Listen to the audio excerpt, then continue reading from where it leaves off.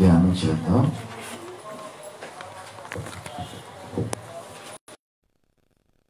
బైబిల్లో ప్రభువైన యేసు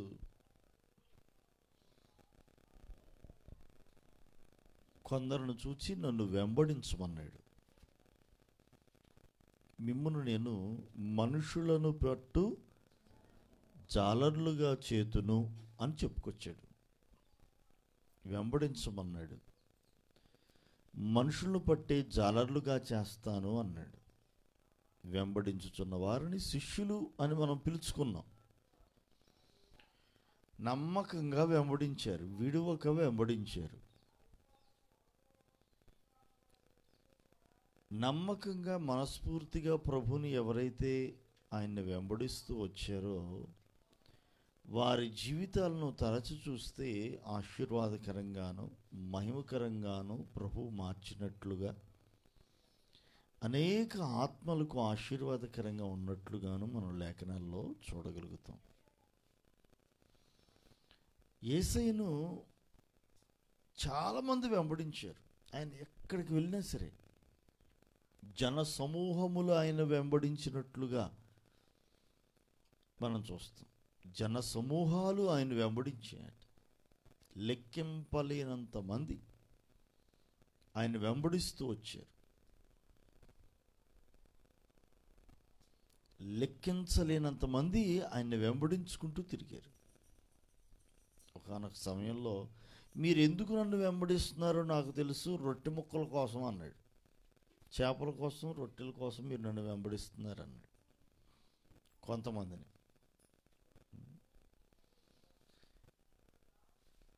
ఆ మాటతో చాలామంది వెనకడుగేశారు. ఆయన వెంబడించేవారు కొంతమంది స్వస్థతల కోసం వెంబడించిన వారు ఉన్నారు. రొట్టె ముక్కల కోసం వెంబడించిన వారు ఉన్నారు.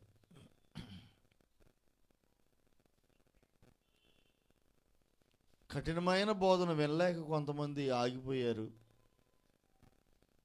1000 మంది వెంబడించే వాళ్ళల్లా 120 మంది అయ్యారు. 120 నుండి తగ్గిపోయి 70 మందికి వచ్చారు. 70 మంది నుంచి 12 మంది మిగిలారు. 12 మందిలో సిలువ దగ్గరికి వెళ్ళేసరికల్లా ఒక్కడయ్యాడు. 12 మంది నమ్మకంగా ఉన్నారు అనుకుంటుంటే అందులో ఒకడు అప్పగించాడు. 12 మంది శిష్యుల్లో ఒకడేమో యేసుప్రభు వారిని అప్పగించేసాడు. అంటే దొంగ శిష్యుడు అన్నమాట. వీడు ఎందుకు వెంబడించాడు? యేసయ్యను అప్పగించడానికే. ఆ వెండి రోకల కోసం వచ్చాడు. ముద్దు పెట్టాడు, యేసయ్యను అప్పగించాడు. 11 మంది చెదిరిపోయారు. సిలువ దరికి చేరేసరికి అలా ఒక్కడు మిగిలాడు. మరలా ఆ ఒక్కడల్లా ఒక్కొక్కరు మళ్ళీ పోగవుతూ వచ్చారు యేసయ్య మరణించి తిరిగి లేచిన తర్వాత. మరలా 120 మంది అయ్యారు. అపోస్తలుల కార్యాలు 2వ అధ్యాయము 1వ వచనంలో అక్కడ నుంచి చూసుకుంటూ వస్తే 120 మంది మేడగదిలో ఉన్నట్లుగా, తండ్రి యొక్క వాగ్దానం కొరకు వారు ఎదురు చూస్తున్నట్లుగా మనం గమనించగలుగుతాం. ఆ 120 మందిలో నుండి ఒకడు లేచి సువార్తను ప్రకటిస్తే ఇంచుమించు 3000 మంది రక్షించబడ్డారు, సంఘంలో చేర్చబడ్డారు, ప్రభుని వెంబడించడం ప్రారంభించారు. మరలా రెండోసారి వాక్యం చెప్తే 5000 మంది రక్షించబడ్డారు, సంఘంలో చేర్చబడ్డారు. సంఘం అంతకంతకు ఎదుగుతుంది, అంతకంతకు వర్ధిల్లుతుంది. అనేక మంది సంఘములో చేర్చబడుతూ ఉన్నారు. ఆ సమయంలో సంఘానికి హింస వచ్చింది. సంఘం మీద హింస పెరిగిపోయింది. చెదిరిపోయారు. మళ్ళీ ఏమైంది? చెదరగొట్టబడింది సంఘం. ఏ ఏ ప్రాంతాలకు సంఘం చెదిరిపోయిందో, ఏ ఏ ప్రాంతాలకు ఈ సంఘంలో నుండి వ్యక్తులు వెళ్ళిపోయారో ఆ ప్రాంతాల్లో వాళ్ళు ఏం చేశారు తెలుసా? దేవునికి సాక్షులుగా నిలిచారు. దేవునికి స్తోత్రం. వెళ్ళిన వారు సువార్తను ప్రకటించడం ప్రారంభించారు. సువార్త ప్రచురితమైంది. ఆ ప్రాంతాల్లో సంఘాలు కట్టబడ్డాయి. ఆయా ప్రాంతాల్లో ప్రజలు దేవుని తట్టు తిరగడం ప్రారంభమైంది. చెదిరిపోయిన వారు దేవుణ్ణి విడిచిపెట్టక సాక్షులుగా నిలిచారు. అలా ఆది సంఘం ప్రారంభించబడి ఈ రోజుకి కొనసాగుతుంది. 2000 సంవత్సరాలు గడిచిపోయినప్పటికీ మన శుక్రవారం రోజున యేసు ప్రభు వారి యొక్క జన్మదినాన్ని జ్ఞాపకం చేసుకుంటూ ప్రపంచమంతా కూడా ప్రభుని ఆరాధించి ఉండగా 12 మంది కాదు, 120 మంది కాదు, 3000 కాదు, 5000 కాదు, 1,00,000 కాదు, 10 లక్షలు కాదు, కోటాను కోట్ల మంది ఈ రోజున ప్రభుని ఆరాధించే ఆరాధికులుగా, ప్రభుని సేవించే సేవకులుగా, ఆయన దాసులుగా కోటాను కోట్ల మంది అయ్యారు. అనేక ప్రాంతాల్లో ఈ సువార్త వెదజల్లబడుతూ ఉంది ఈరోజు. కారణం, హింస పెరిగింది సంఘం మీద. సంఘం చెదిరిపోయింది. చెదిరిపోయిన వారు కాళ్ళు చేతులు ముడుచుకొని కూర్చోలా. వాళ్ళు ఏం చేశారు? ఆ ప్రాంతాల్లో సాక్షులుగా నిలిచారు, సువార్తను ప్రకటించారు.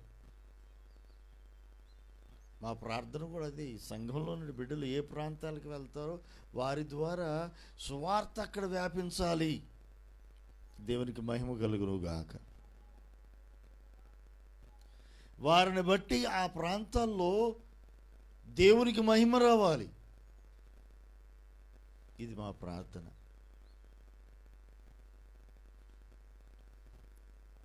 దేవుని వాక్యం అది చెప్తుంది. దేవుని పిల్లలైన వారు ఎక్కడికన్నా వెళ్ళారనుకోండి, ఆ ప్రాంతంలో సువాసనగా ఉండాలి, పరిమళ వాసనగా మారాలి. దేవునికి సువార్తను ప్రకటించేటటువంటి వ్యక్తులుగా తయారవ్వాలి. దేవునికి సాక్షులుగా ఉండాలి. మనమేం బైబిల్ చదువుతాం కానీ జనాలు మనల్ని చదువుతూ ఉంటారు కదా. మనం ఏం చదువుతాం? ప్రతిరోజు బైబిల్ చదువుతాం. మరి అన్ని జనులు బైబిల్ చదవరు. మరి వాళ్ళు ఏం చదువుతారు? నిన్ను నన్ను చదువుతుంటారు. వాళ్ళు చదివేది మనల్ని, బైబిల్ చదవరు. మనల్ని చదువుతారు. వాళ్ళకి మనమే బైబిల్, పెద్ద బైబిల్. మనల్ని చూసి వారు దేవుని తట్టు తిరగాలి. అలా మనం ఉండాలి. మన భారతదేశానికి ఆ తొలిటి శతాబ్దంలోనే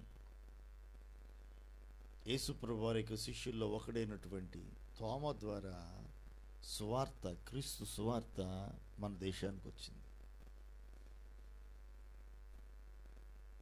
ఆ రోజు, ఆ దినాలలో ఆయన్ని అంగీకరించలా. ఆయన్ని హింసించారు, చంపేశారు. ఆయన చచ్చిపోయాడని చెప్పి సువార్త ఆగిపోయిందా? ఆగిపోలే. ఆయన ద్వారా కొద్దిమంది, వేలతో లెక్కించేంత కొద్దిమంది మారారు. వారిని బట్టి ఇంకొంతమంది ఆ రకంగా ఈ రోజున మన యొద్దకు ఈ సువార్త అందింది. మన యొద్దకు వచ్చింది ఈ సువార్త. ప్రభుని నమ్మి ఆయన్ని వెంబడించి ఆయన శిష్యులుగా మనం మారాలి.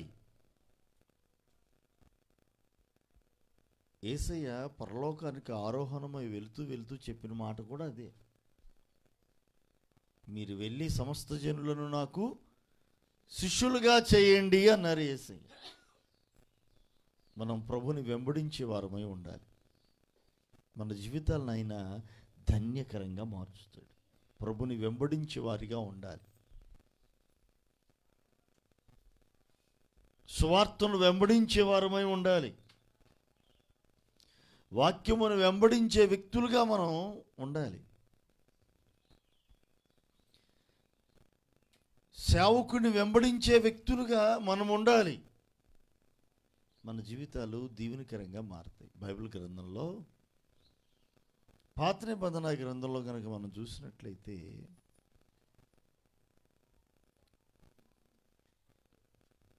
దైవజనుడైనటువంటి ఏలియాను వెంబడించాడు ఒక ఆయన.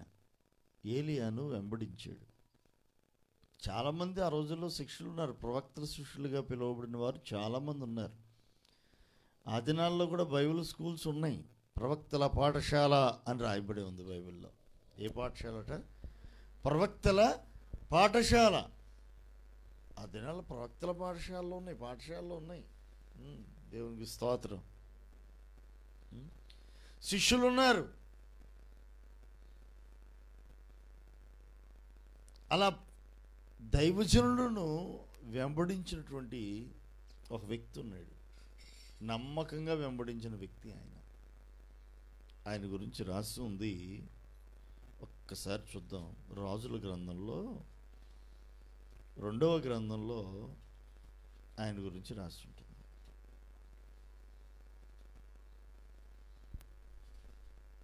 11వ వచనంలో చూసినట్లయితే ఒక రాజు అడుగుతూ ఉన్నాడు మరొక రాజుని, యెహోషాపాతు అతని ద్వారా మనం యెహోవా యుద్ధ విచారణ చేయుటకు యెహోవా ప్రవక్తలలో ఒకడైనను ఇచ్చట లేడా అని అడిగెను. అంతటా ఇశ్రాయేలు రాజు సేవకులలో ఒకడంటాడు, ఏలియా చేతుల మీద నీళ్లు పోయుచూ వచ్చిన షాపాతు కుమారుడైన ఎలీషా ఇక్కడ ఉన్నాడని చెప్పగా. దేవునికి స్తోత్రం. ఏమిటట? ఎవరున్నారు? ఏలియా చేతుల మీద నీళ్లు పోయుచూ వచ్చిన, కింద పుట్టినట్లు ఉంటుంది, ఏలియాకు ఉపచారము చేయుచూ వచ్చిన ప్రవక్తల.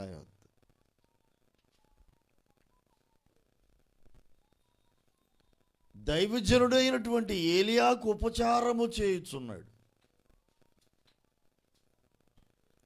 దైవజనుడైన ఏలియాకు ఉపచారం చేయటం, పరిచర్య చేయటం,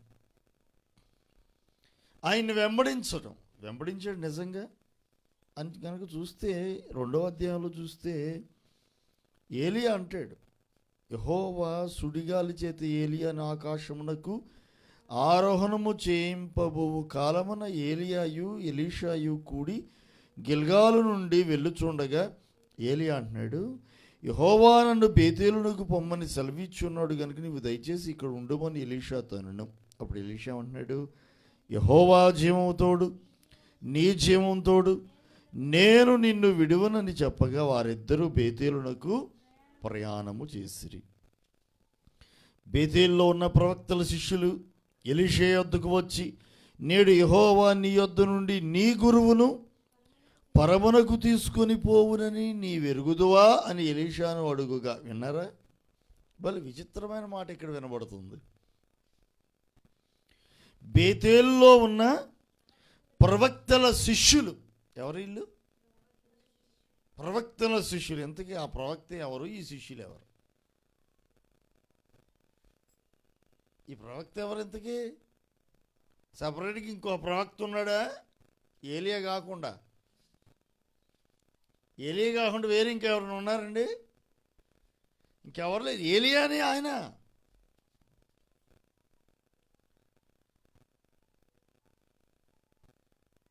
ఏలియానే ఆ దైవజనుడు, వీళ్ళకి బోధించే దైవజనుడు, వీళ్ళని నడిపించే దైవజనుడు ఏలియానే. ఇంకా శిష్యులు చాలామంది ఉన్నారు. వీళ్ళు ఏమంటున్నారు? నీ గురువుని దేవుడు తీసుకెళ్ళిపోతున్నాడు. ఏంటి నీ సంగతి? కొంతమంది అంటారుగా, మీ అయ్యగారు అంటారు. ఈయనకి ఎవరు అయ్యగారు? విషయం అర్థమైందో? ఒక సంఘానికి వెళ్తారు, ఇద్దరికి అయ్యగారు ఆయనే. కానీ ఏమంటారు? ఇల్లు మాట్లాడుకుంటూ ఈ ఫ్రెండ్స్ ఇద్దరు, ఇగో మీ అయ్యగారు వెళ్తున్నారు, నువ్వు కూడా వెళ్ళరా అంటే ఈడు వెళ్ళాడు కాదు, వెంబడించే వ్యక్తి కాదు. ఉండటానికి మాత్రం అక్కడే ఉన్నాడు. ఎక్కడున్నాడు? ఆ సంఘంలో ఉన్నాడు. ఇగో మీ గురువు గారు ఏమంటారు? ఇగో మీ గురువు గారు. మరి నీకెవరో? నీకెవరు? నీ గురువు కాదా? నీకు కూడా ఆయనేగా గురువు. భలే విచిత్రంగా ఉంటాయండి కొన్ని మాటలు వింటూ ఉంటే. మీకు ఏమర్థమైంది ఇక్కడ? నీ గురువు గారంటే ఇలా గురువు కాదా? వీళ్ళకి గురువేగా. ఎలీషాకు మాత్రమేనా ఏలియా గురువు? ఈ శిష్యులకు ఆయన గురువు కాదు. శిష్యులు అంటే కదా గురువేగా మరి ఆయన. మరి ఏంటి సంగతి? ఏంటి వాళ్ళు మాట్లాడుతున్న మాటల్లో మీకు ఏమర్థమైంది? ఏమండి, ఏమర్థమైంది?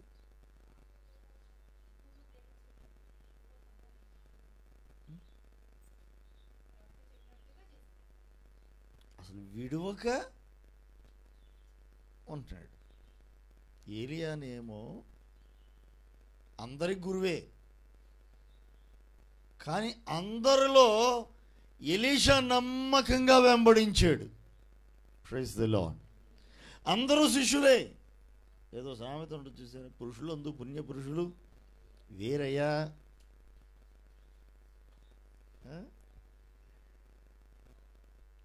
పురుషులు అందట పుణ్య పురుషులు వేరయ్యా అంటే అందరూ పురుషులే. పుణ్య పురుషులట వేరట. మరి శిష్యుల్లో కూడా పరమ శిష్యుడు వేరన్నట్టు. గురువులు ఎందరో ఉండవచ్చు, కానీ పరమ గురువు మాత్రం అక్కడే ప్రభువైన యేసు. శిష్యులు ఎంతోమంది ఉండవచ్చు, నమ్మకంగా వెంబడించేవారు అందరూ. ఈ రోజున యేసు ప్రభువారిని జన సమూహాలు వెంబడించాయి. చివరి వరకు నమ్మకంగా సిలువ వరకు ఆయన వెంబడించింది అందరూ ఉన్నారు.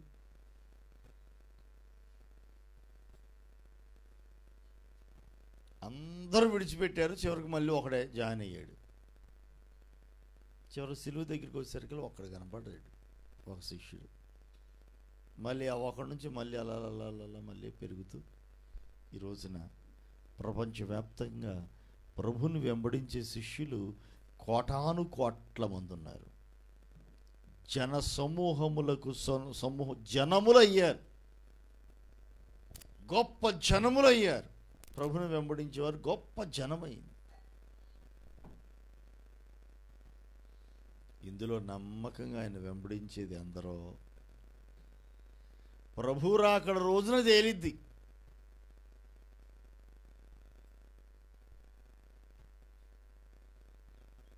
గట్టి గింజలేవో తాలు గింజలేవో. కోతకాలం ఉంది, తూర్పార పట్టిన రోజు ఉంది. తూర్పార ఎవరు పడుతున్నారులేండి, అన్ని మిషన్లు వచ్చేసినాయిగా. డైరెక్ట్గా కుప్ప మొత్తం రాశిగా పోసేస్తుంటే వాటిని ట్రాక్టర్లో ఇలా ఆరబెట్టేసేసి అటు నుంచి అటు లారీలో ఎక్కేయటమే గింజ కదా. ప్రియమైనటువంటి దేవుని పిల్లలారా, గట్టి గింజ నిలిచిద్ది. నమ్మకంగా వెంబడించేవారు నిలిచి ఉంటారు. ఎంతోమంది శిష్యులు ఉన్నారు ఏలియాకి ఆ రోజున. నమ్మకంగా వెంబడించిన ఎలీషాను గురించి రాజు యొక్క సేవకులు సాక్ష్యమిస్తూ ఉన్నారు. ఆ దినములలో ప్రజలు సాక్ష్యమిస్తూ ఉన్నారు. ఎలీషాను గురించి ఒక అద్భుతమైన సాక్ష్యం మనకు వినబడుతుంది. ఏమిటో తెలుసది? ఏలియా చేతుల మీదుగా నీళ్లు పోయొచ్చు వచ్చిన. ఏలియా చేతుల మీదుగా నీళ్లు పోస్తున్నాడంట. కింద రాసింది, ఏలియాకు ఉపచారము చేయొచ్చు వచ్చిన, పరిచర్య చేస్తున్నాడట. నమ్మకంగా వెంబడించుకుంటూ, విడువక వెంబడించుకుంటూ, దైవజనుడు ఎక్కడికి వెళ్తే అక్కడికి నమ్మకంగా వెంబడించాడు. ఒక అద్భుతమైన సాక్ష్యం. ఏలియా చేతుల మీదుగా నీళ్లు పోయిచ్చు వచ్చిన వెంబడించాడండి నమ్మకంగా. నేటి దినాల్లో మనం కూడా ప్రభుని అలా నమ్మకంగా వెంబడించవలసిన వారమై ఉన్నాము. దేవునికి స్తోత్రం. విడువక ప్రభుని వెంబడించు వారిగా మనం ఉండాలి. నమ్మకంగా ప్రభుని వెంబడించు వారిగా మనం ఉండాలి. ఇగో వీళ్ళున్నారే, ఇదిగో మీ గురువు గారు. మరి వీళ్ళకెవరో బెస్ట్ స్టూడెంట్ అనుకుంటా ఆయన.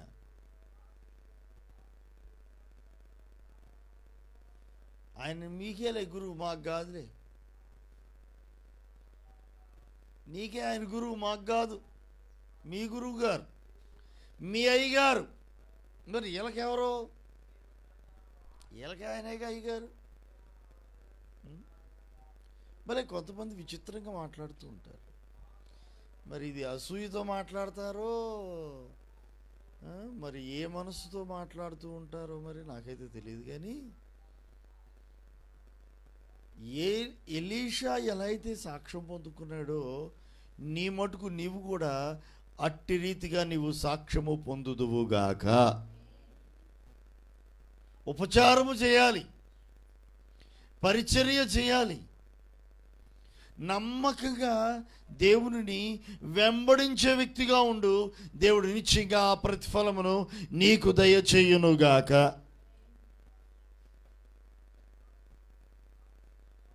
ఎలీషా నమ్మకంగా వెంబడించాడు, గొప్ప సాక్ష్యాన్ని పొందుకున్నాడు. ఏలీ అంటే సామాన్యుడు కాదండి, అగ్ని ప్రవక్త అన్నారు ఆయన్ని. ఏ ప్రవక్త? అగ్ని ప్రవక్త. ప్రార్థన చేస్తే అగ్ని దిగి వచ్చింది, అద్భుతాలు జరిగాయి, ఆశ్చర్యక్రియలు జరిగాయి.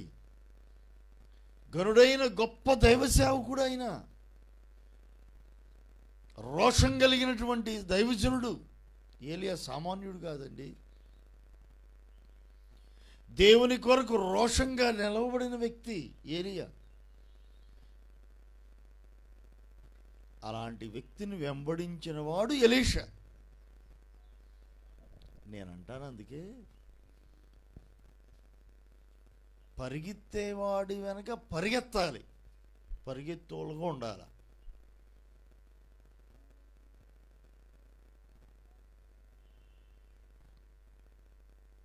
కొంతమంది నడుస్తుంటారు. ఒకసారి నేను విశ్వాసంగా ఉన్న రోజులు, దైవ సేవకులు reverend doctor P Vijay Kumar గారు, కాకినాడ హౌస్ ఆఫ్ ప్రేయర్, ఆయన చేతుల మీదకి బాప్తిసం తీసుకోవడానికి ప్రభు కృప ఇచ్చారు. ఒక మాటలో చెప్పాలంటే మా ఆత్మీయ తండ్రి, సహవాసం యొక్క నాయకులు ఆయన. హౌస్ ఆఫ్ ప్రేయర్లో రక్షణ పొందాను నేను. మా అన్నయ్య కావచ్చు, మా అమ్మగారు కావచ్చు, అందరూ అక్క వాళ్ళు, నా బావగారు, మా అందరూ హౌస్ ఆఫ్ ప్రేయర్. ఇంకా చాలామంది ఉన్నారు, చాలామంది ఘనమైనటువంటి సేవ చేసే వాళ్ళు ఎందరో ఉన్నారు. ఈ రోజున చాలామంది విశ్వాసులు ఉన్నారు. ఆత్మీయ నాయకుడు ఆయన, ఆత్మీయ తండ్రి అనేకులకు. మీటింగ్స్కి తిరుగురు వచ్చారు. ఆయన తన బ్రీఫ్ కేస్ తానే పట్టుకొని, అప్పటికి 60 సంవత్సరాలు, ఆయన నడుస్తూ ఉంటే ఆయన వెనక పరిగెత్తాల్సి వచ్చింది. ఇది 2001వ సంవత్సరంలో జరిగిన సంఘటన నేను చెప్తున్నా. 2001 ఏప్రిల్ నెలలో 18, 19 తారీఖుల్లో మీటింగ్స్ జరిగినాయి. ఆ మీటింగ్స్లో పాల్గొనడానికి ఆయన వచ్చారు. ఆయన నడుస్తూ ఉంటే మేమేం చేయాల్సి వచ్చింది? పరిగెత్తాల్సి వచ్చింది. అంటే ఆయన నడక పరుగుతో సమానం.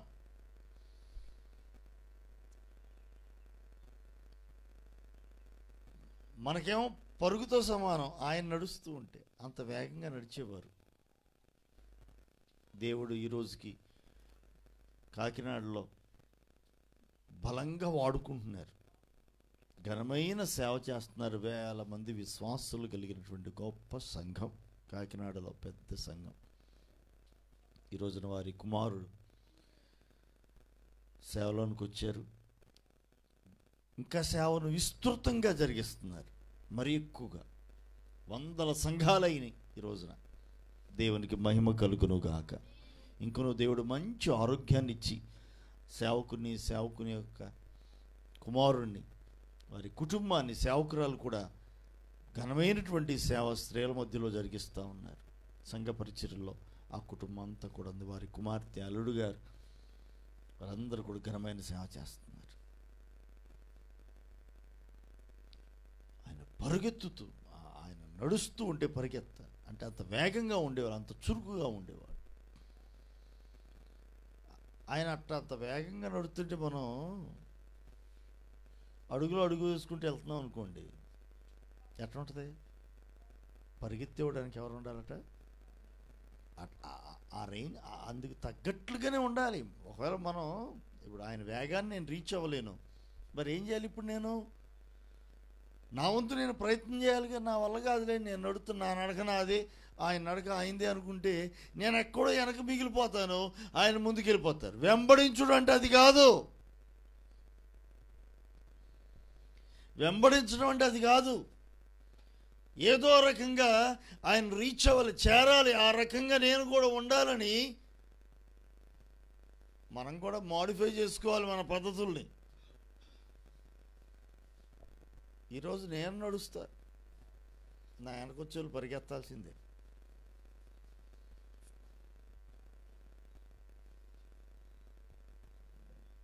వేగంగా నడుస్తాను నేను కూడా.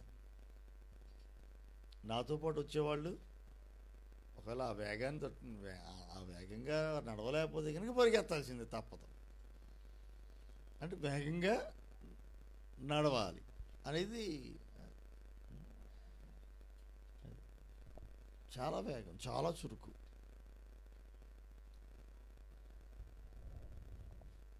పులి కడుపున పిల్లి పుట్టకూడదు కదా. పులి కడుపున పులే. ఇదేంట్రా పులి కడుపున పిల్లి పుట్టింది అంటారు.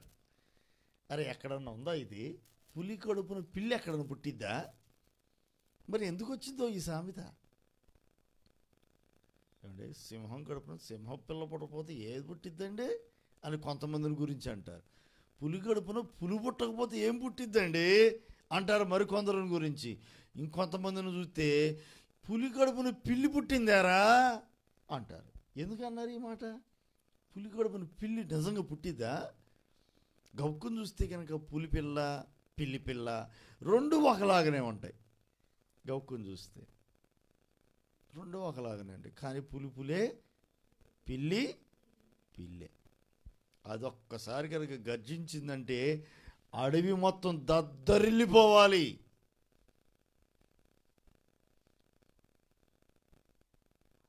మరి పిల్లి ఇది నోరు తెలిసిద్ది, ఇది అరుద్దామని. పిల్లి అరిస్తే ఎట్లుంటుంది? ఇక అంతే. ఇది అరితేమో మియాంలాగా ఉంది, అది అరిస్తేనేమో అడవి మొత్తం దద్దరిల్లిపోద్ది. ఎక్కడికక్కడ జంతువులన్నీ అలర్ట్ అయిపోతుంటాయి. దాక్కుంటాయి, పరిగెత్తుతాయి. మరి అది సంగతి. పులి పులే, సింహం సింహమే, పిల్లి పిల్లే. ఏలియా రోషం కలిగినటువంటి ప్రవక్త. నమ్మకంగా వెంబడించిన వ్యక్తి ఎట్లా తయారవుతాడు మీరు చెప్పండి ఇప్పుడు?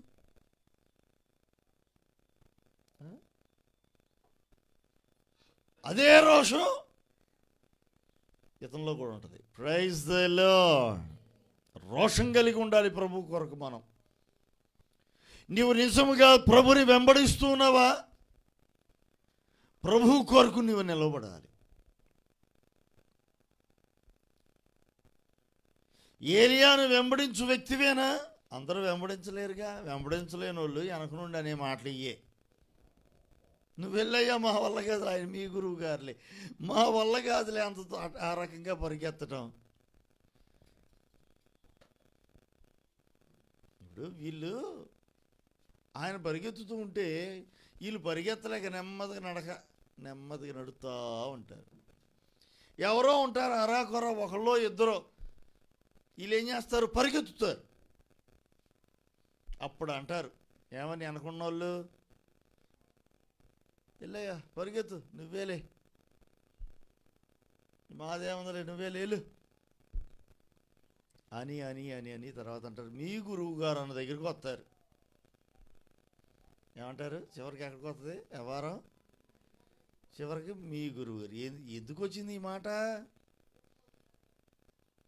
పరిగెత్తాల్సిన వాళ్ళు పరిగెత్తక, చేయాల్సిన వాళ్ళు చెయ్యక, వెంబడించవలసిన రీతిలో వెంబడించక, పైపెచ్చి మళ్ళీ ఏమంటున్నారు, నీ గురువు గారు, నీ గురువు గారు, నీ గురువు గారు వెళ్ళిపోతున్నారుగా, ఆరోహణ అవుతున్నారుగా, తెలీదా ఈ సంగతి నీకు అని అంటున్నారు. నీ గురువును పరమునకు తీసుకొని పోవునని నీ వెరుగుదువా అని ఎలీషాను అడుగుగా అతను అంటాడు, నేను ఎరుగుదును, మీరు ఊరకుండండి. ఆ సంగతి నాకు తెలిసిలేక నువ్వు మెదలకుండా ఉండవు అయ్యా. ఏమిటి ఎక్కడో దూరం నుండి చూసేవాడికే తెలిసింది విషయం, పక్కనోడికి తెలియదా? నీ ఊరకుండము. మొత్తానికండి ఈ ఎలీషా నమ్మకంగా వెంబడించాడు. వద్దులే ఇక్కడ ఉండు అన్న ఆగల, నేను వెళ్తాలే ఇక్కడ ఉండు అన్న ఆగల, నమ్మకంగా వెంబడించుకుంటూ వెళ్ళాడు. ఎక్కడికి వెళితే ఎక్కడికి వెళ్తే అక్కడికి నమ్మకంగా వెంబడించాడు. మనం నమ్మకంగా ప్రభుని వెంబడించేవారుగా, సేవకులను వెంబడించేవారుగా, మన పైన నాయకులుగా ఉన్నటువంటి మన ఆత్మలకు బాధ్యతగా నాయకత్వాన్ని వహించేటువంటి నాయకులను వెంబడించేవారిగా మనం ఉండాలి. ఎవరైతే ఆ రీతిగా నమ్మకంగా ప్రభుని వెంబడించేవారై ఉంటారో, నాయకులను వెంబడించేవారై ఉంటారో, వారి జీవితాలు కూడా అలానే ఉంటాయి. నమ్మకంగా వెంబడించాడు, ఇతడు 2 పాళ్ళ ఆత్మను పొందుకున్నాడు. మరి మిగిలిన వాళ్ళు ఇంకా చాలామంది ఉన్నారు శిష్యులు. మీ గురువు గారు అంటమే వీళ్ళు నమ్మకంగా వెంబడించిన దాఖలాలు లేవుగా. మీ గురువు గారు నిజమే, నమ్మకంగా వెంబడించాడు. ఆ గురువు దగ్గర నుంచి అదే రోషాన్ని పుణికిపుచ్చుకున్నాడు, అదే అభిషేకాన్ని పుణికిపుచ్చుకున్నాడు. ఏలి ఆరంభించినటువంటి ఆ ఘనమైనటువంటి ఆ పరిచర్యను కొనసాగించడం కొరకు ప్రభు ఎలీషా హృదయాన్ని మండించాడు. ఎలీషా దాన్ని కొనసాగించాడు. దేవునికి మహిమ కలుగును గాక. నమ్మకంగా వెంబడించే వారిగా మనం ఉందాం. నమ్మకంగా ప్రభుని వెంబడించే వారిమై ఉందాం. వేల మంది, లక్షల మంది వెంబడించక్కర్లా. యేసయ్యను 12 మంది వెంబడించారు కదా. అంతకుముందు 70, అంతకుముందు 120, అంతకుముందు జనసమూహాలు. మళ్ళీ 12 మందిలో ఒకడు అప్పగించడం కోసం తయారయ్యాడు. 11 మంది అయ్యారు లెక్కకి. తగ్గిపోతూ వచ్చింది. నమ్మకంగా వెంబడించినటువంటి కొద్ది మంది ద్వారా మరలా దేవుడు సంఘాన్ని కట్టడం ప్రారంభించాడు. ఈ రోజున సంఘం కట్టబడుతుంది. మనం ఎంతవరకు నమ్మకంగా ప్రభుని వెంబడించగలుగుతూ ఉన్నాము? నువ్వెక్కడున్నావో, ఇదిగో ఆ రోజున ఆది సంఘం విషయంలో చెదిరిపోయిన వారు సువార్తను వ్యాపింపజేశారట, విస్తరింపజేస్తూ వచ్చారంట. వారు వెళుతున్న స్థలాల్లో ప్రభువుకు సాక్షులుగా నిలిచారు. ఆ రీతిగా నీవు కూడా నేటి దినాల్లో దేవునికి సాక్షిగా ఉండాలి. వీరు దేవుని వెంబడించేవారు అని నిన్ను గురించి చెప్పుకోగలగాలి. ఏలియా చేతుల మీదుగా నీళ్లు పోయుచూ వచ్చిన వ్యక్తి ఇతడు. కొంతమందిని గురించి చెప్పుకుంటూ ఉంటాం. పెళ్లి కాకముందండి అసలు మేము ఎంత సేవ చేసామండి. ఎప్పుడంట పెళ్లి కాకముందండి అసలు ఎంత తిరిగా మీకు ఏం తెలుసు అండి. అసలు మేము తిరుగు అసలు మీరేం తిరిగారు పిల్లలు? ఇప్పుడు ఏమన్నా అసలు ఏదో తిరిగామంటున్నారు. కానీ ఎక్కడెక్కడికి వెళ్ళే వాళ్ళం అనుకున్నారు. ఇప్పుడంటే కుదరక బిజీ అయిపోయి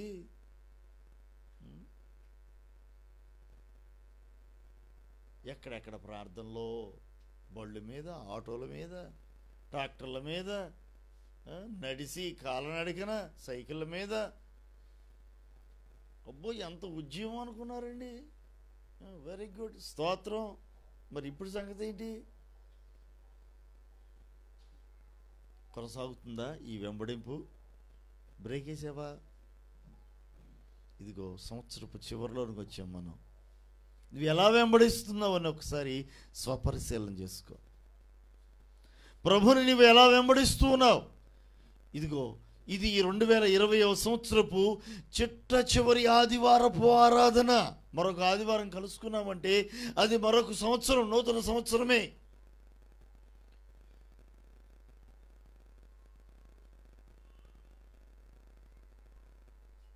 ఈ సంవత్సరం మీ ఊరు రావండి. అసలు నేను మీ ఊరు ఈ సంవత్సరం, మళ్ళీ వచ్చే సంవత్సరం అంతా సంవత్సరం వరకు మీ ఊరు రాం అని అంటే, అవునా అదేంటయ్యా సంవత్సరం వరకు రారా? అమ్మ అట్టండి, మీరు రాకపోతే అట్టండి, ఇదే లాస్ట్, అమ్మో అట్టండి, ఇదే లాస్ట్ అంటే అట్టండి. సంవత్సరం, అమ్మో సంవత్సరం.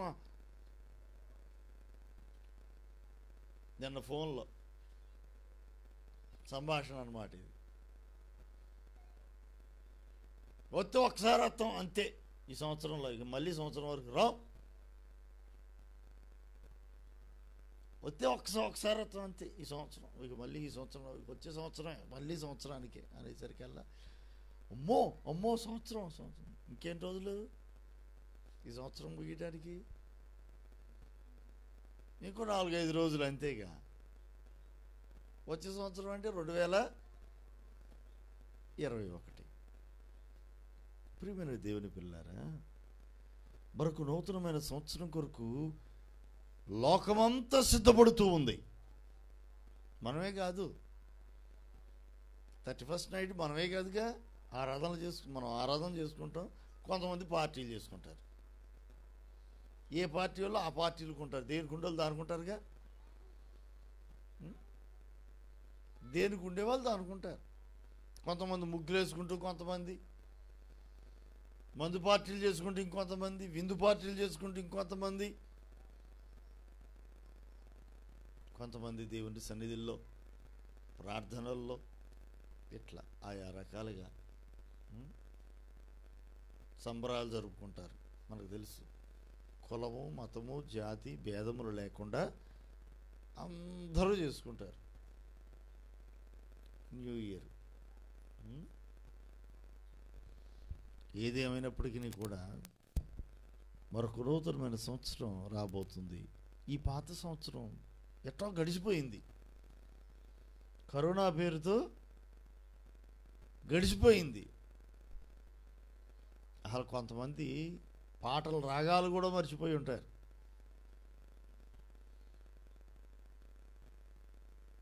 కదా. మరి నెలల తరబడి ప్రార్థన జరక్క అంటే దాన్ని బట్టి మనం అర్థం చేసుకోవచ్చు ఏమని, వీళ్ళు ఎంతగా దేవునితో సన్నిహిత సంబంధం కలిగి ఉన్నారు ఈ లాక్డౌన్ టైంలో. పాటలే మర్చిపోయారంటే, ప్రియమైన దేవుని పిల్లలారా, నువ్వు ఎలా వెంబడిస్తున్నావు? భక్తి ఈ లాక్డౌన్లో బయటపెట్టింది. లాక్డౌన్ టైంలో భక్తి బయటపడింది. లాక్డౌన్ అయినా సరే కొంతమంది నమ్మకంగా ప్రభుని వెంబడించిన వారు కలరు. మందిరాలు తెరవబడకపోయినా వారి గృహాలే మందిరాలుగా మారినవి లేవా కదా. ప్రియమైనటువంటి దేవుని పిల్లలారా, మనం ఒకసారి ప్రభుని ఎలా వెంబడిస్తున్నాము అనేది పరిశీలించుకోవాలి. నమ్మకంగా వెంబడిస్తున్నావా? ఇదివరకు వెంబడించాను అని చెప్పుకున్న సంతోషం. మరి ఇప్పుడు ఎలా ఉన్నాం?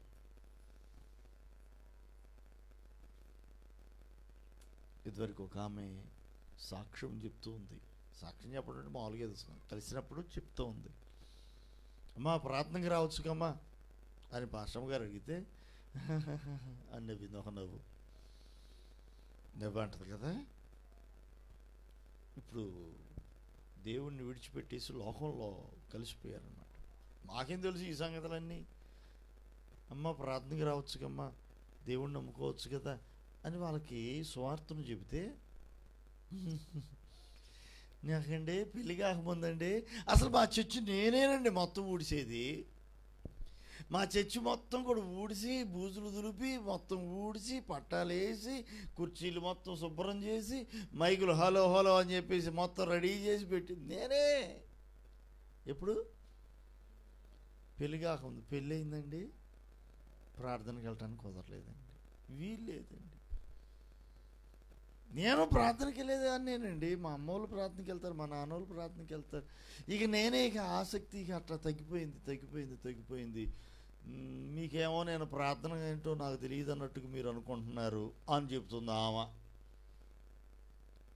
పెళ్ళి అంతవరకట సండే స్కూల్ తెలుసంట. సండే స్కూల్ టీచర్కి కూడా చేసిందంట.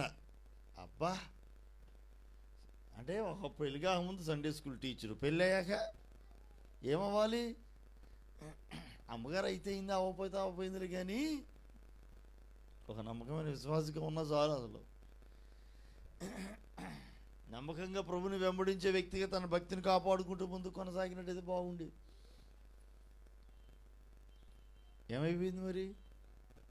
ఆ సండే స్కూల్ టీచరు పెళ్ళైన తర్వాత ఆయమన్నంగా విశ్వాసి కూడా కాదు. అయ్యో, ఎంత లోకస్తురాలు అయిపోయిందే ఆ సంగతి. అవునా, నిజమా? అంత పరిచర్య చేశారు. మరి ఏమిటండి ఇప్పుడు కూడా రావాలి. మీరు వస్తామండి, టైం రావాలండి. ఏం రావాలంట? టైం రావాలి. టైం ఎక్కడికి రాదు, నువ్వే టైం వెతుక్కుంటే అలా. టైం ఏముంది, అది అక్కడే తిరిగిద్ది, ఇంకెక్కడికి వెళ్తుంది. కావాలంటే మీరు చూడండి, వాచ్ చూడండి. ఒక రోజు కాదు, 10 రోజులు చూడండి. ఆ ముళ్ళు అక్కడక్కడే తిరుగుద్ది తప్ప ఇంకెక్కడికైనా వెళ్తాయా? ఎక్కడికి వెళ్తా, అది అక్కడే తిరిగిద్ది. రోజులు గడిచిపోతాయి, సంవత్సరాలు గడిచిపోతున్నాయి. గాలికి పొట్టు ఎగిరిపోయినట్లుగా కాలం గతించిపోతుంది. 2020కి వచ్చాం. 2020 2020 అని చెప్పుకున్నాం. 2020 ఏం తెచ్చిద్దో, అబ్బో 2020 అనుకున్నాం. ఏం తెచ్చింది? వత్తా కరెక్ట్గా 2019 ఈ టైంలో ఏం చెప్పుకున్నాం తెలుసా? చైనాలో అంట ఏదో వైరస్ అంట, కరోనా వైరస్ అంట పెద్ద హాస్పిటల్ 10 రోజుల్లో కడుతున్నారంట అని చెప్పుకున్నాం. ఇట్టే చెప్పుకున్నాం. అప్పుడు లైవ్లు లేవు, గీవులు లేవు, చెప్పుకున్నాం. 2020 వచ్చింది. జనవరి, ఫిబ్రవరి, మార్చి వచ్చింది. 22వ తారీఖున జనతా కర్ఫ్యూ. 23 ఒక్కరోజు కొంచెం బ్రేక్. 24 నుంచి లాక్డౌన్. అంతే, అయిపోయింది. కుదురుపడలా. ఇంకా ప్రపంచ దేశాల పరిస్థితి ఇది. మన దేశం ఒక్క దేశం కాదు, చైనా దేశమే కాదు, ప్రపంచ దేశాల పరిస్థితి ఇది. ఇంతకీ 2020 ఏం తెచ్చిపెట్టింది? లాక్డౌన్ తెచ్చిపెట్టింది, కరోనాను తెచ్చింది కదా. ఎన్ని రోజులుగా, ఎంతకాలంగా 2020 అనేది పాట పాడుకుంటూ వస్తే చివరికట్ట అయింది 2020 మ్యాచ్ లాగే అయిపోయింది. దేవుని మహాకృపలు ఎట్టో గడిచిపోయింది. 21 రాబోతుంది. ఏం తెచ్చిద్దో ఏమో. ఇంకేముంది? స్ట్రైనా ఏదో అంటున్నారు మళ్ళీ. ఏంటిదో మరి, మళ్ళీ ఏదో దీనికన్నా పవర్ఫుల్ అంట. అది కరోనా వైరసే, కొంచెం పవర్ఫుల్గా తయారైందంట. మరి ఇప్పుడే దిగుమతి అవుతుందంట. ఇప్పుడే అయ్యో ఏంటో పరిస్థితి మరి ఎట్లా ఉంటుంది మనకైతే తెలియదు. కానీ దేవుడు తన కృప ద్వారా మనల్ని సజీవులుగా ఉంచాడు. మాస్కులు పెట్టుకున్నా పెట్టుకోకపోయినా దేశం మొత్తం తిరిగి వస్తున్నాం. జన సందోహం ఉన్నటువంటి ప్రాంతాలకు వెళ్తూ ఉన్నాం. తీసుకోవాల్సిన జాగ్రత్తలన్నీ తీసుకుంటున్నా. ఎంతోమంది కరోనా బారిన పడి ఈ లోకాన్ని విడిచిపెట్టిన వారు, గనులైన వారు ఎందరో ఉన్నారు.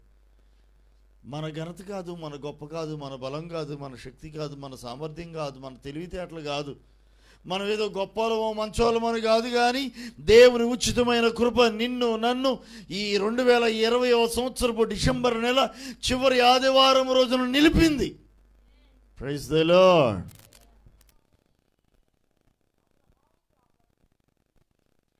మన గొప్పతనం కాదు, దేవుని కృప. ఆయన కృప మనల్ని నిలిపింది, నిలవబెట్టింది. ఈ కృపను మనం కొనసాగింప చేసుకుంటూ నమ్మకంగా ప్రభుని వెంబడించు వారమై ఉందాం. ఇదిగో ఎలీషా ఏలియాను వెంబడించాడు, నమ్మకంగా వెంబడించాడు. ఆశ్చర్యం, అద్భుతం. 2 పాళ్ళ ఆత్మతో నింపబడి ఘనమైన సేవ చేశాడు. ఘనమైన సేవ చేశాడు. అద్భుతమైన సాక్ష్యం, గొప్ప సాక్ష్యం పొందుకున్నాడు. ఏలియా చేతుల మీదుగా నీళ్లు పోయిచ్చు వచ్చిన సమూయేలు మొదటి గ్రంథంలో కనుక చూసినట్లయితే అక్కడ రాయబడి ఉంటుంది, బాలుడైన సమూయేలు దేవుని మందిరంలో కదా రాసినటువంటి వాక్యం, బాలుడు సమూయేలు ఇంకను ఎదుగుచు యెహోవా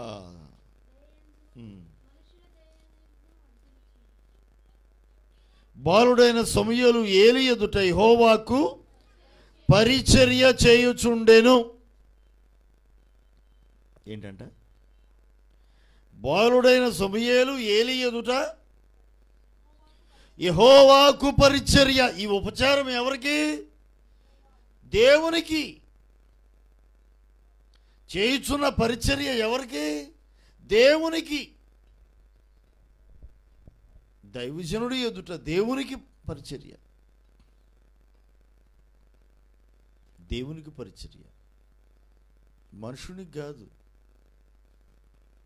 దేవునికి పరిచర్య చేస్తున్నట్లుగా వారు చేశారు. నమ్మకంగా దైవజనుడు వెంబడించాడు.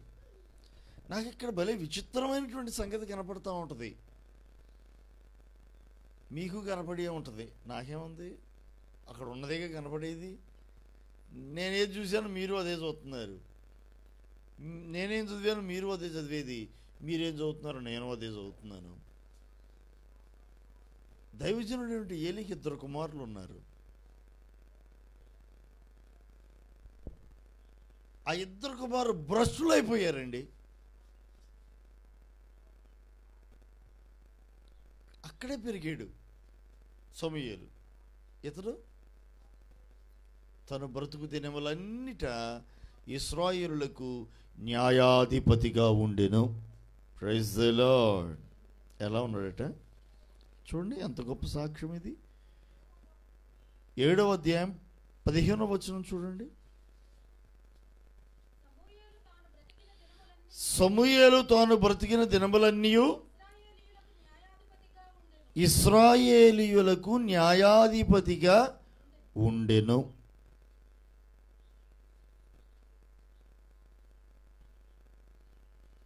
మూడు 20 చదవండి.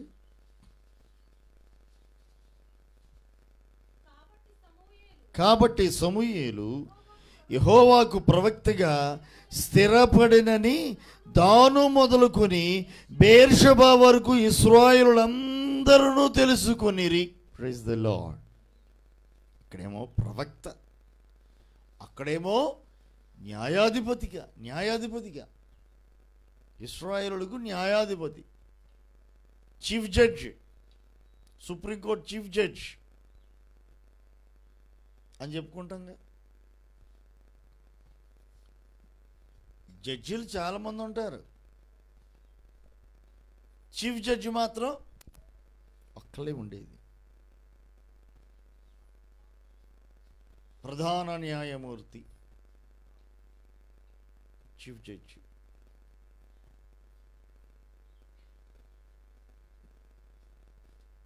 సమూయేలు ఎవరు? ఇశ్రాయేలుకు చీఫ్ జడ్జి,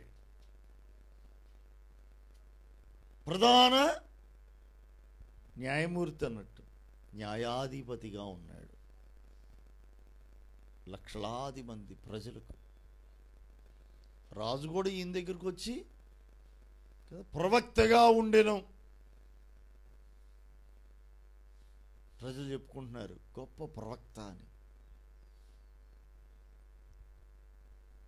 ఎక్కడ ఎదిగాడు ఇతడు ఇంతకీ?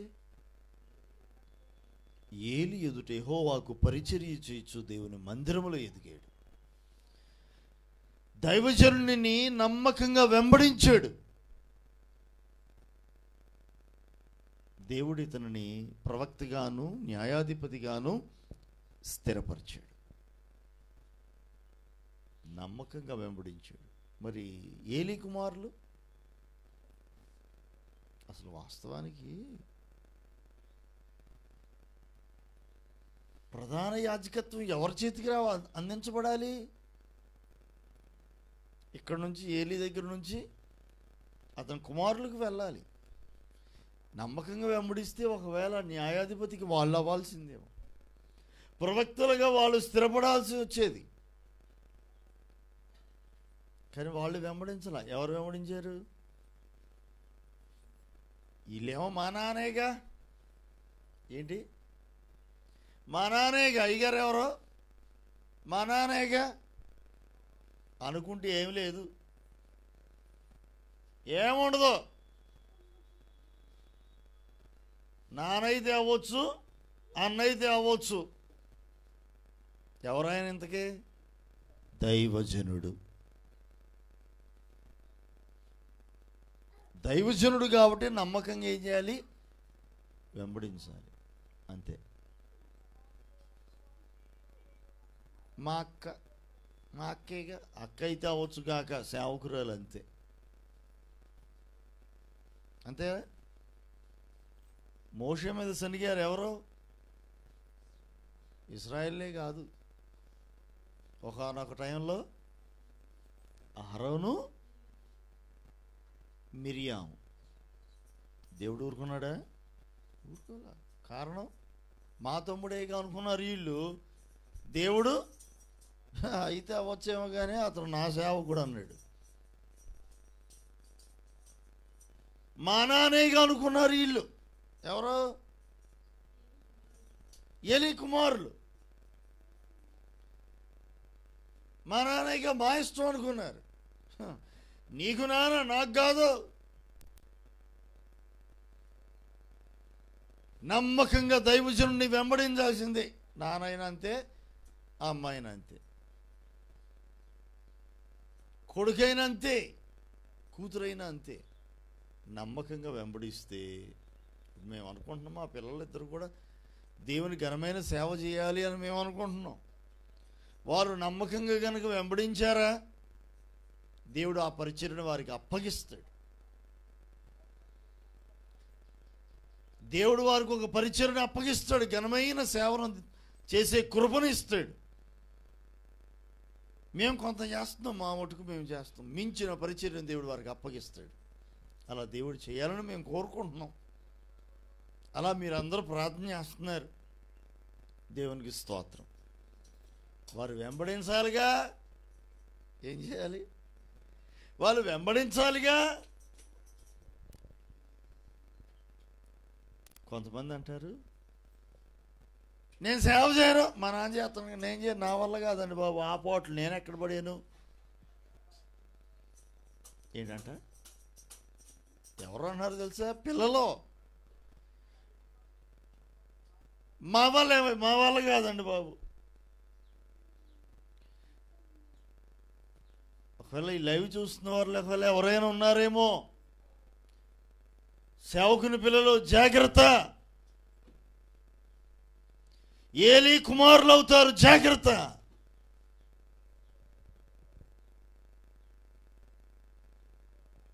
నమ్మకంగా ప్రభుని వెంబడించే వారిగా ఉండాలి. దైవ సేవకులు దినకరన్ గారి యొక్క కుమారుడు పాల్ దినకరన్ గారు తన తండ్రిని నమ్మకంగా వెంబడించారు. చిన్నతనం నుండి తండ్రి చేసిన సేవకు మించిన గొప్ప సేవ చేస్తున్నాడు ఆయన. Praise the Lord. ప్రపంచ దేశాలకి ఒక ఆశీర్వాదకరమైన వ్యక్తి పాల్దన్కరణ్ గారి కుటుంబం. ఆయన్ని నమ్మకంగా వెంబడిస్తున్నారు వాళ్ళ పిల్లలు. ఇప్పుడు వాళ్ళ పిల్లల సేవలోనికి వచ్చేసారు. వాళ్ళు సేవ చేస్తున్నారు. దేవునికి స్తోత్రం. మించి గొప్ప సేవ దేవుడు వారికి కూడా అప్పగిస్తారు. ఈ రోజున ఎంతోమంది మన ఆంధ్ర రాష్ట్రంలో గొప్ప సేవ చేస్తున్నటువంటి సేవకులు ఉన్నారు. జాన్ వెస్లీ గారు, పాల్ ఎమ్మాన్యుయల్ గారు గొప్ప సేవ చేస్తున్నారు మన ఆంధ్రాలో. గొప్ప ఘనమైన సేవ. జైపాల్ గారి యొక్క 3 కుమారులు ఘనమైన సేవ చేస్తున్నారు. కారణం ఏంటంటే వాళ్ళు తమ తండ్రిని నమ్మకంగా వెంబడించారు, గొప్ప సాక్ష్యాన్ని పొందుకున్నారు, ఘనమైన సేవను వాళ్ళు జరిగిస్తున్నారు. దేవుడు వారిని బలపరిచి మించిన సేవ చేసేటట్లుగా చేస్తున్నారు. వారి తండ్రి, వారి తల్లిదండ్రులు ఒక స్థితి వరకు చేసుకుంటూ వచ్చారు, ఒక రేంజ్ వరకు వచ్చేసింది. వీళ్ళు ప్రారంభించినప్పటికీ అక్కడి నుంచి ప్రారంభిస్తున్నారు. వాళ్ళ రేంజ్ ఎక్కడ స్టార్ట్ అయింది? దైవ సేవకులు గాస్పుల్ హాల్ యేసుపాదం గారు గొప్ప సేవ ఈరోజు చేస్తున్నారు. ఘనమైన సేవ విస్తరించిపోయింది. 1000 మంది సేవకులు. వారి తండ్రి గారు రాజరత్నం గారు, బందెల రాజరత్నం గారు దేవుని కొరకు ఎంత ప్రయాసపడ్డ దైవ సేవకుడు. ఆయన గవర్నమెంట్ ఉద్యోగి, ఆయన దాన్ని రిజైన్ చేశాడు. ఆ రోజుల్లోనే పావుల మధ్య పడుకునేవాళ్ళు. వాళ్ళ నివాసం ఎక్కడ? పావులు తిరుగుతుండేవి. అక్కడ పిల్లలను పెట్టుకొని, చంటి పిల్లల్ని పెట్టుకొని అక్కడ నివసిస్తూ ఉండేవాళ్ళు. దేవుని కొరకు విజయవాడలో ఎంతో ప్రయాసపడ్డారు. ఈరోజు గొప్ప సేవ అండి. ప్రపంచవ్యాప్తంగా, ప్రపంచంలో గొప్ప దైవజనుడిగా, మిషనరీగా కొంతమంది సేవకులు ఉన్నారు. వారు గొప్ప సేవ చేశారు. పండిత పుత్ర పరమసుంఠ.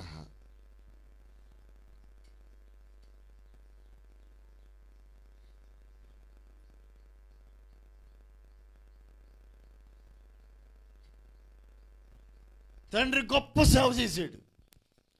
గ్రామమే అమ్మో మా అయ్యగారు అని భయపడ్డారు. గొప్ప సేవ.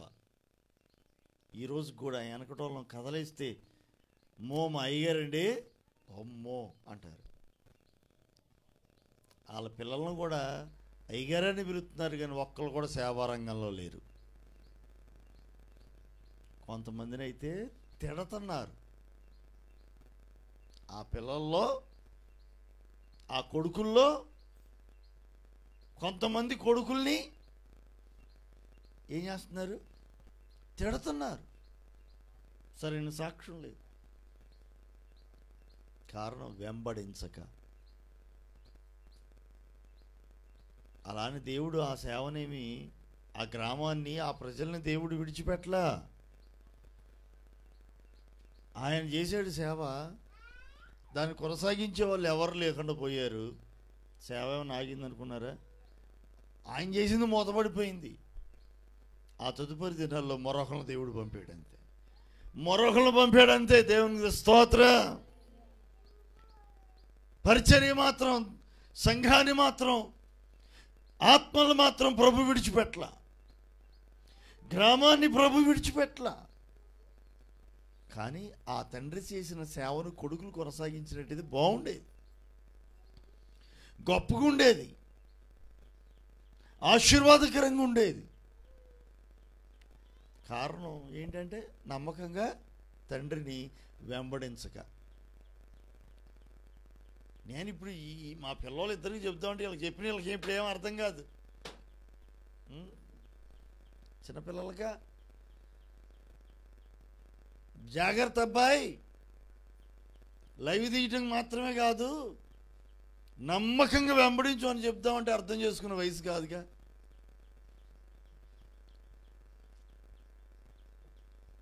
గుర్తించగలిగేటటువంటి వయసు కాదుగా. కానీ చెప్తా, చెప్పకుండా మాత్రం వదలను. నేను దేవుని సేవకుడిని, ఈయనకి నా పిల్లలకి తండ్రిని మాత్రమే కాదు, అంతకు మించి దైవజనుడిని.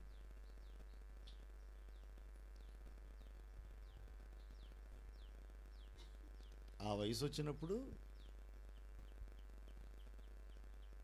ఎక్కడికి పంపాలో అక్కడికే పంపుతాం, ఎట్ నలగొట్టాలో అటు నలగొడతాం. ఒక తండ్రిగా కాదు, ఒక దైవజనుడుగానే చూడాలి, ఒక దైవజనుడుగానే ట్రీట్ చేయాలి. నేను వాళ్ళని దైవజనులుగా ట్రీట్ చేయడం కాదు. నేను ఒక దైవజనుడిని, అతను ఒక విశ్వాసి, అంతే. తన బానా భేదం లేదు. ఇది దేవుని సన్నిధి, ఇది దేవుని పరిచర్య. గద్దించకనే ఏలియా తన పిల్లలను గద్దించగా వాళ్ళు చేస్తున్న పాపమును చూసి చూడనట్టుగా వదిలేయడాన్ని బట్టి వాళ్ళు భ్రష్టులైపోయారండి. భ్రష్టులుగా మారిపోయారు. లేఖనాల్లో చాలా స్పష్టంగా ఉంది ఏలీ కుమారులను గురించి. అసలు ఎంత బాధాకరమైన విషయం చెప్పమంటారా? దేవుడట వారిని ఏం చేయదలిచాడు? చంపదలిచాడట. తెలుసా? అంత ఘోరంగా తయారయ్యారు వాళ్ళు. కారణం, వారు తప్పు చేస్తున్నారన్న సంగతి తెలిసి కూడా యాజకుడు, ప్రధాన యాజకుడుగా ఉన్నటువంటి ఏలీ వారిని ఏం చేయాల? గద్దించక, తప్పు అని సరిచేయక,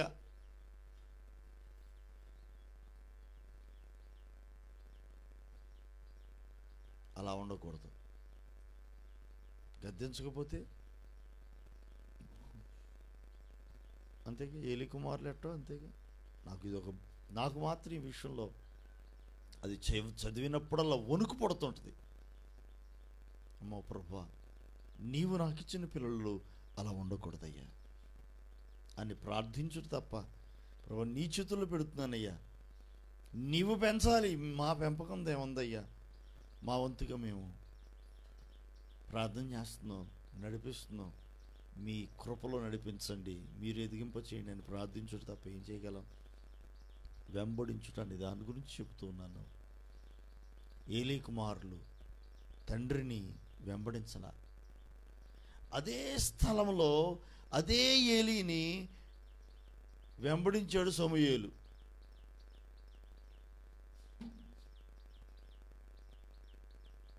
ప్రవక్తగా స్థిరపడ్డాడు ప్రజలలో.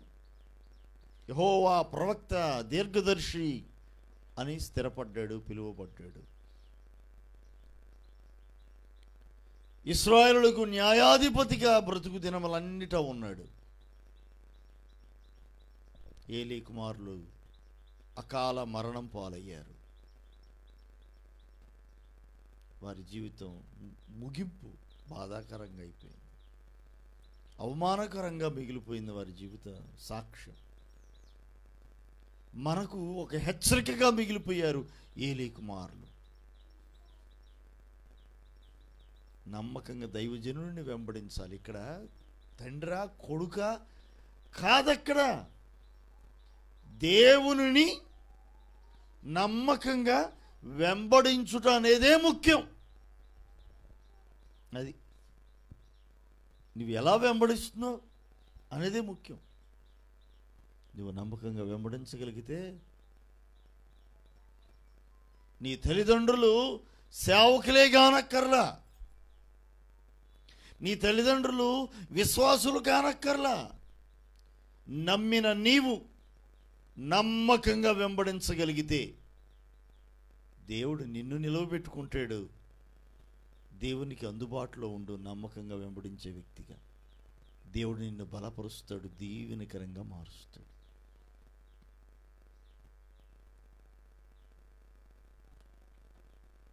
ఎలీషా వెంబడించాడు, ఉపచారము చేశాడు, ఘనమైన సేవను చేశాడు.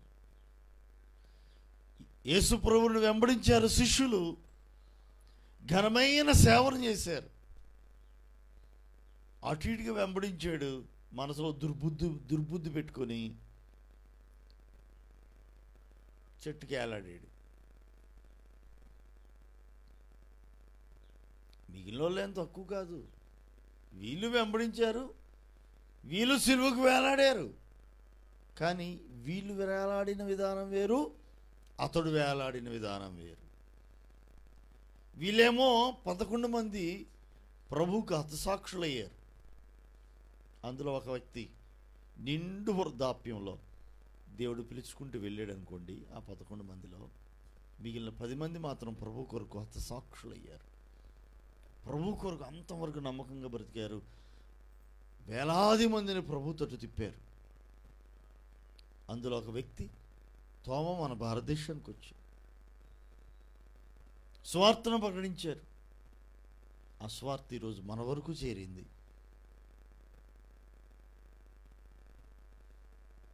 నేను ఈ రోజుకి చెప్పుకుంటాను, వాస్తవానికి ఈ సేవ నా చేతికి అందవలసింది కాదు, మా అన్నయ్య చేతికి అందాల్సింది. ఇది లెక్క ప్రకారంగా పెద్దోడుగా, నేను చిన్నోడుగా. ప్రథమ గర్భఫలంగా పోయిన వారం ఎప్పుడు చెప్పినట్టున్నాగా, ఆడపిల్లగా మా అక్క పుడితే ఏలం పాటేశారు, ఈడిపించుకున్నారు, అయిపోయింది. నెక్స్ట్ ప్లేస్ ఎవరికంటే అన్నయ్యకి రావాలి. అందరూ కూడా అదే అనుకున్నారు. మంజక్కన ఒక ఆమె ఉండేది ఆ దినాలలో. ఆమె అన్నదట, మీ ఇంట్లో సేవకుళ్ళు ఎగుస్తాడు అని. అప్పుడు మనం గాలి వేచలేండి, ఏం చెప్తాం. ఆ దినముల్లో మనం ఊసిలో కూడా లేని వాళ్ళం, లెక్కలోకి రానోడిని. మంచి ఉజ్జీవంగా పరిచర్య జరుగుతున్న దినాలు, సైకిళ్ళ మీద, ట్రాక్టర్ల మీద పరుగులెత్తుతున్న రోజులు. మా అన్నయ్య అలానే ఇంకా చాలామంది యవనస్తులు ప్రభు కొరకు పరిగెత్తుతున్న రోజులు ఈరోజు. ఆ దినాలలో అందరూ అనుకున్నారు ప్రకాష్ సేవే, ఆ వాగ్దానం ప్రకాషే అనుకున్నారు. ఆ సేవకుడు ఎవరో ప్రకాష్. ఎందుకంటే మంచి ఉద్యోగంగా ఎక్కడంటే అటు వెళ్తున్నాడు, పాటలు పాడుతున్నాడు, డ్రమ్ము కొడుతున్నాడు. అసలు పాటలు. కాలేజ్ అయిందంటే ఎక్కడ అడ్రస్సు? చర్చ్. పొద్దున్నే ఇంటి దగ్గర బయలుదేరితే నెక్స్ట్ స్టేజ్ ఎక్కడంటే చర్చి. అక్కడ నుంచి కాలేజీ నుంచి ఎక్కడ మళ్ళీ చర్చి. అక్కడ నుంచి ఎక్కడికి వస్తే ఇంటికి, లేకపోతే ప్రార్థనకి మళ్ళీ ఏదో ఒక ఊరు. అట్లా తిరుగుతున్న రోజులు ఆ రోజుల్లో మనం ఏడున్నామో తెలుసా? దేవునికి దూరంగా లోకస్తులతో కలిసి తిరుగుతున్న రోజులు అయ్యి, ప్రార్థన మానేసేసి దేవుడు ఎవరో, దేవుడు లేడు, ఈవుడు లేడు, ప్రార్థన లేదు, కీర్తన లేదు అని తిరుగుతున్న రోజులు. మరి ఎవరైనా ఏమనుకుంటారండి? సేవ ఎవరు చేస్తారంటే మరి అట్టే అనుకున్నారు. ఆ తదుపరి దినాల్లో దేవుని యొక్క ఉన్నతమైన కృప, ఎందుకో ఆయన దృష్టి చావలసిన నా మీద పడింది. చావు బ్రతుకుల మధ్యలోకి వెళ్ళిపోయినటువంటి నా మీద ఆయన దయగల కనులు పడ్డాయి. ఆయన దృష్టి ఈ దీనుడి మీద పడింది. సావకరా బతుకులే, ఇదిగో ఈ బతుకుని నీకు ఎత్తనా, దానంగా ఇస్తున్నాను ఈ బ్రతుకు, జాగ్రత్త అన్నాడు. బతికిచ్చాడు. దేవుడిచ్చినటువంటి ఈ బ్రతుకుని అనేకులకు దీవెనకరంగా ప్రభు మార్చాడు. ఇది అయోగ్యుడనైనటువంటి నాకు ప్రభు అనుగ్రహించిన దానం. ఈ బ్రతుకు ఆయన నాకు దయచేసిన దానం. ఇది ఆయన మహిమ కొరకు వాడాలి అనేటువంటి తపన. సేవ చేయాలని ఏ రోజు అనుకోలేదు, ఒక సేవకుడిని అవ్వాలని ఈనాడు నేను అనుకోలేదు. కానీ ప్రభు తన కృప ద్వారా బ్రతికించి ఈ పరిచర్యను అప్పగించాడు. ప్రభు కొరకు నమ్మకంగా ఆ దినాలలో సేవకులను వెంబడించాను. నా గురించి నేను చెప్పుకోవడం కాదు, నన్ను గురించి నా సేవకులు చెప్పుకోవాలి. నేను ఎవరినైతే వెంబడించానో ఆ దైవజనుడు నా గురించి చెప్పుకోగలగాలి. నేను నమ్ముతున్నాను ఆయన నా విషయంలో సంతృప్తి చెంది ఉంటారు అని. మా ఆత్మీయ తండ్రిగా నన్ను ఆ విషయంలో ఒక విశ్వాసిగా ఉన్న రోజులు నన్ను ప్రోత్సహించారు రెవరెండ్ ఏ జార్జ్ థామస్ గారు. ఈరోజు నేను ఈ మాత్రం ఇంకా సేవలో ఉన్నాను అంటే ఆయన్ని నేను మర్చిపోకూడదు. మర్చిపోతే కనుక ఇక నేను వేస్ట్. ఎక్కడైనా చెబుతాను, నన్ను ఆత్మీయంగా ఈ రీతిగా నన్ను తయారు చేశారు. దైవ సేవకులు రవీంద్ర డానీ గారు కావచ్చు, పిటి వర్గీస్ గారు కావచ్చు, సేవలో నన్ను సిద్ధపరిచారు. సేవ అనుభవాలు దైవజనుల ద్వారా నేను ఎన్నో నేర్చుకున్నాను. ఈ రోజున దేవుని కృపలో ఈ రీతిగా సేవలో ముందుకు వెళ్ళడానికి ఆ సేవకులను వాడుకున్నారు. Reverend doctor P Vijay Kumar గారి యొక్క వర్తమానాలు నన్ను ఎంతో ప్రోత్సహించినాయి. ఆ దినాలలో ఎల్ఈఎఫ్ బుక్స్ ఉండేవి, బ్యూటిఫుల్ బుక్స్ అని. ఆ పుస్తకాలు ఎక్కువగా చదివేవాడిని. దైవజనులు ఎన్ దానియేల్ గారు, జో గారు, వారు రాసినటువంటి పుస్తకాలు నన్ను ఎంతగానో ప్రోత్సహించాయి. ఆ దినాలలో నా విశ్వాస జీవితాన్ని ఎంతగానో బలపరిచాయి. ఆ రోజుల్లో దేవుణ్ణి నమ్మకంగా ఎలా వెంబడించాలో నేర్చుకున్నాను. దేవుని కృప ఆ రకంగా నన్ను బలపరిచింది. దేవుడిని వెంబడించడానికి దేవుడు ఎంతమందిని వాడుకున్నాడండి. వీరితో కూడా ఎందరో విశ్వాసులను దేవుడు ఆ రోజుల్లో వాడుకున్నాడు నన్ను ఈ రకంగా తయారు చేయడానికి. తోడబుట్టిన అక్కలు కాకపోయిన ఎంతోమంది నన్ను అక్కలుగా, తమ్ముళ్ళుగా భావించి నన్ను ఎంతో ప్రోత్సహించారు. అందులో కొండలనని జకరయ్య గారు దేవుని సన్నిధికి వెళ్ళారు. వారి కుటుంబం, వారి భార్య, అలానే వారి వదిన గారు, ఆ కుటుంబాలు ఎంతగానో మమ్మల్ని చేర్చుకొని ఎంతో ఆదరించిన కుటుంబాలు. మర్చిపోలేము. దేవుడు ఎందరినో నిలబెట్టుకొని ఆ దినాల్లో నన్ను బలపరచుట కొరకు, నన్ను ప్రోత్సహించుట కొరకు విశ్వాస జీవితంలో.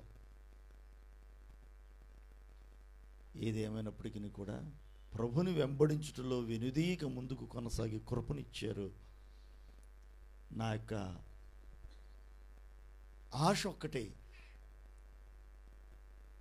ఇంకా మిగిలిన జీవితం కూడా, రాబోయే దినములు కూడా సేవకుని అయ్యాను కదా, నాకేంట్లే అని నేను అనుకోకూడదు.